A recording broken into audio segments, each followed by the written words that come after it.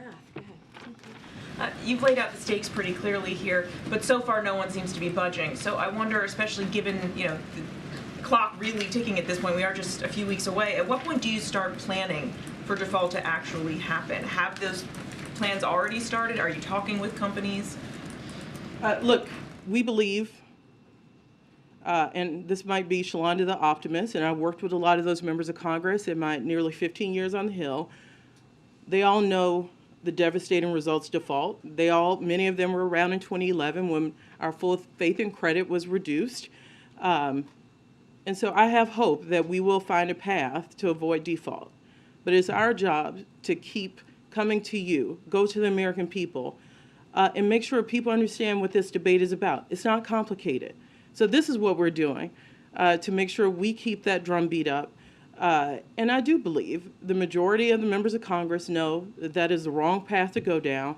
Look, we saw the partisan process play out. Now we need to pivot to a bipartisan process. That's the only thing that's going to make it to the president's desk and avoid default. You mentioned the U.S. credit rating, which was downgraded the last time we got this close to default in 2011. How concerned are you that we could see a repeat of that the U.S. could be downgraded if this comes down to the wire, even if default is ultimately avoided? Like you heard Corinne talk about our economist report.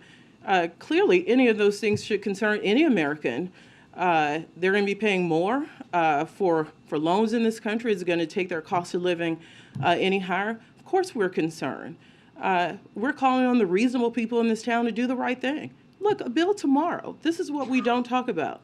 Congress could put a bill on the floor tomorrow. Avoid default.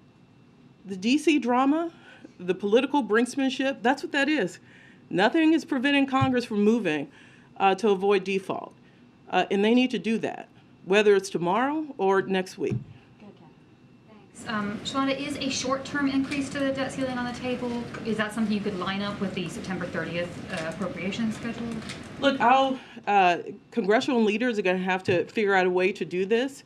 Of course, I'm sure there'll be conversations about the length. You saw the length in the congressional Republicans' bill that would take us into this situation again this time next year.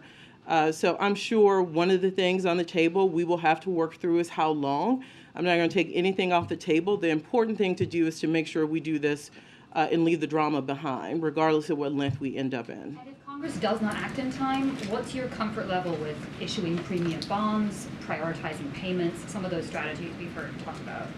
I'd like to remind people prioritization in many bills moving through Congress ideas, default by another name. Paying some bills, not all bills, default.